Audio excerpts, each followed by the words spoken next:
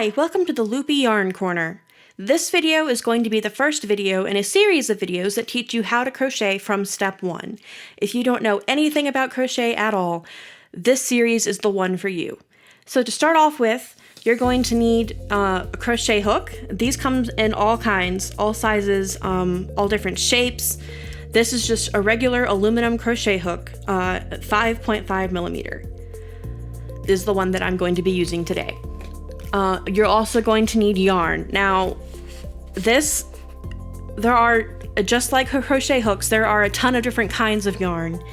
And this is Red Heart Super Saver. I don't ever use Red Heart Super Saver anymore. It's got its problems, but for a beginner, it's perfect to learn on. It's easy to find. Pretty much every Walmart I've ever been to carries it. It's an acrylic yarn, and I'll go into another video later explaining some of the issues with this yarn and why I tend to use natural fibers for myself. But to start off with, you can either pull off this label, and then this brand has the yarn tucked into the label, so you would have to pull that out. But to pull the yarn out of the skein, you can either remove this label and pull the yarn from the outside, or you can pull the yarn from the inside. I prefer to pull the yarn from the inside because it's easier to work with. If you're pulling it from the outside, the whole thing is going to flip and move and do all crazy stuff while you're trying to pull the yarn off. And it gets in the way of moving quickly, and it gets in the way of your flow. So I prefer to pull from the inside. Now, Red Heart Super Saver and some other brands make it so that you can easily find your working yarn from the side of the skein. Skein. I'm really not sure how to say that word. I've heard it so many different ways. Skein. But Red Heart Super Saver makes it so that you can easily find your working yarn from the side. However, other brands, such as Mainstay's Anti-Pill Acrylic Yarn, this is the Walmart brand of yarn. You can only find this at Walmart.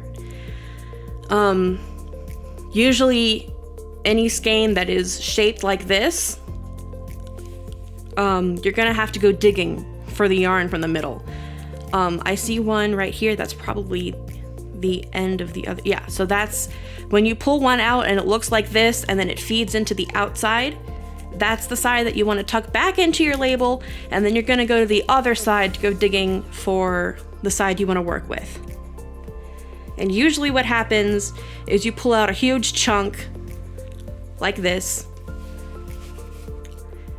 and then you just have to roll that into a ball, or you can either roll this into a ball, or you can do it like this and just keep unraveling it until you find the end and just work with it in a pile. We're gonna work with the Red Heart Super Saver for today, just because I don't want to deal with the large chunk of yarn that I just pulled out of that other one. So to start with, you're going to need to make a slip knot. The slip knot is the beginning of almost every project you're ever gonna do.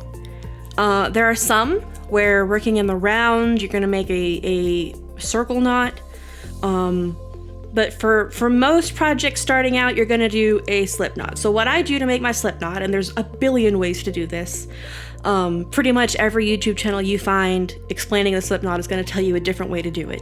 But the way I do it is I take it between my two fingers like this, between my finger and my thumb, and I wrap it around those two fingers, like so.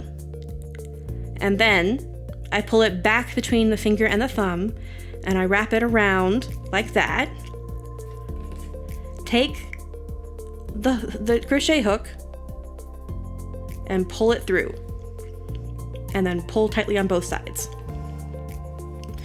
Now this side is going to be the end, and this side is going to be your working yarn. So pull on the working yarn to tighten up that loop, and then you're good to go. Now the way you hold your yarn, there are lots of ways to do this too, but you're gonna wanna hold it with your left hand. When I learned to crochet, I learned how to knit first, And I learned how to knit English style, in which you hold the yarn with your right hand. So when I learned how to crochet, I just kept going holding the yarn with my right hand, but it's really hard to do, and I don't recommend learning to do it that way.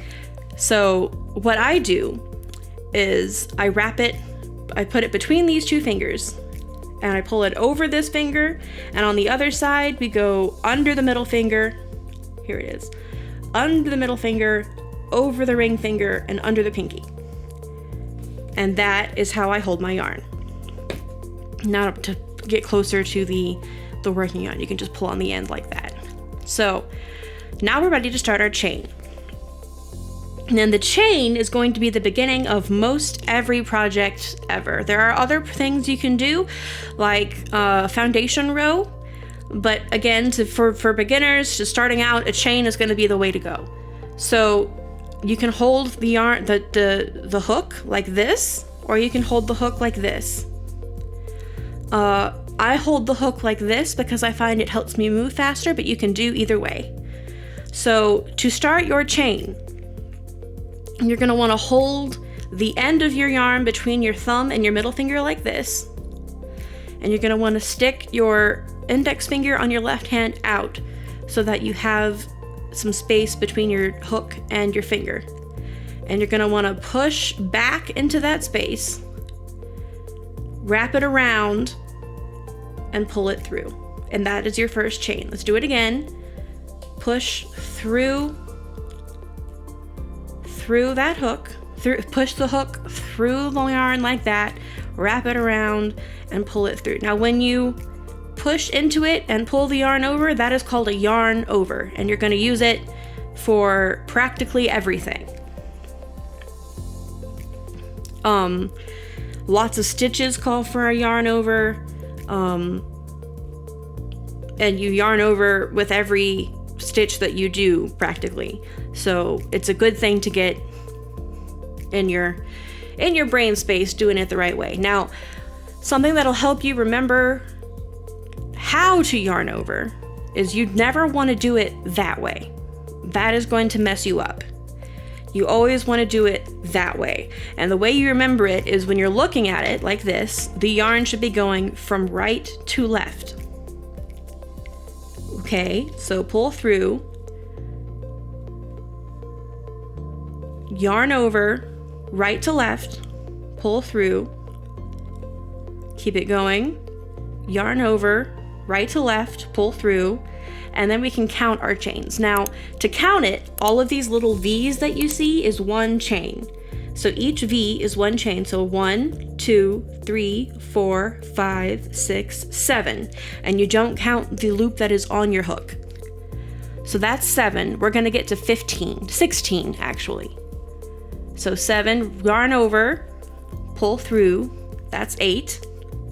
Yarn over, pull through, that's 9. Yarn over, pull through, that's 10. And if you want to, I don't really rotate my hook that much, but if it's easier for you, you can rotate it that way, push it under, and then rotate it back to pick up your yarn. That is a valid way of doing this. I tend to just keep my hook pointed down and wrap. Now I've lost count, so let's count again. 1, 2, 3, 4, 5, 6, 7, 8, 9, 10, 11, 12. And I said we were going to get to 16. So here's 13. Here's 14.